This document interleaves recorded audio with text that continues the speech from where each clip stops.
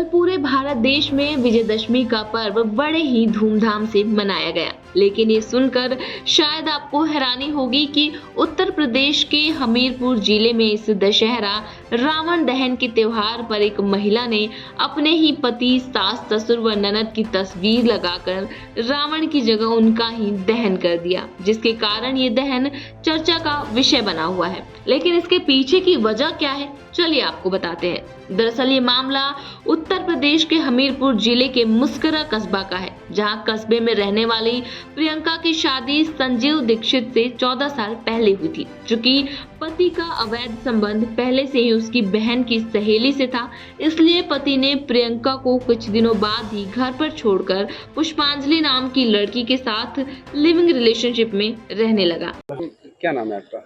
मेरा नाम प्रियंका है। कहाँ रहती हैं आप?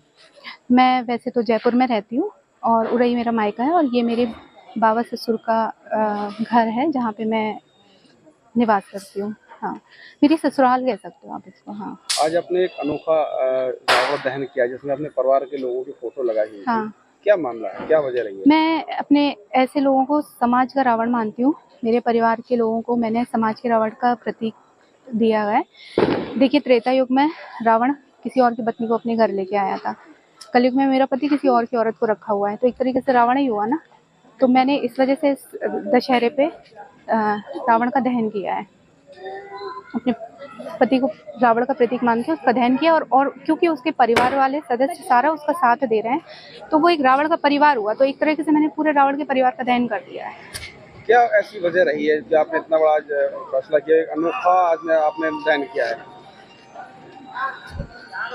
राम 14 साल में वापस लौट गए थे। मेरी शादी को 14 साल हो चुके हैं। मेरा वनवास अभी तक खत्म नहीं हुआ है। मैं अपने हक की लड़ाई अभी तक लड़ रही हूँ और 14 साल हो चुके हैं। कोर्ट के चक्कर काट रही हूँ, कोर्ट के फैसले हो चुके हैं, तलाक का मुकदमा हार चुके हैं। मेरा पति तलाक का मुकदमा हार चुके हैं। मेरे को पूरा अधिकार दिया हुआ है साथ रहने और रखने का। उसके बावजूद भी कोर्ट के ऑर्डर की अवमानना करी जा रही है। उस औरत को अभी भी साथ में रखा जा रहा है। दूसरी चीज़ कि मेरे बाबा यहाँ पे हमें मेरे नाम प्रॉपर्टी की वसीयत करके गए थे, जो कि मेरे हक में थी। उसको भी अपने तरीके से दबाव में लेके, अपनी तरीके से जो भी कुछ उन लोगों ने किया है अपने हक में करवाने की पूरी कोशिश करी है। मैम, एक और चीज, आपने जागेश्वर नाम के डंडे से इन कपड़ों में आग लगाई, उसका ये क्या मामला है? जागेश्वर एक हमारे परिवार का ही एक सदस्य है। उसका नाम जागेश्वर दीक्षित है। वो जीवन भर से उस परिवार में आग लगाने की कोशिश करता रहा है और अभी भी कर रहा है। वो एक ऐसा शख्स है जिसने हमारे परिवार में पूरी तरीके से आग लगा के रखी हुई है, और उसी के बेटे के कहने पे हमारे बीच में एक समझौता हुआ था, जिसको इस हमारे पति और उनके परिवार ने नकारा। मेरे हक में जो वसीयत थी, और उसको भी पता नहीं क्या करके अपने हक में कराया। और जागेश्वर दीक्षित का जो लड़का मुन्ना दीक्षित, जिसने समझौता कराया था, उसने इनसे पैसे लेके उनके हक में बयान देके मेरे खिलाफ कोर्ट से मुकदमे को खारिज कराया है। क्या चाहती हैं? न्याय चाहती हूँ मैं। कैसा?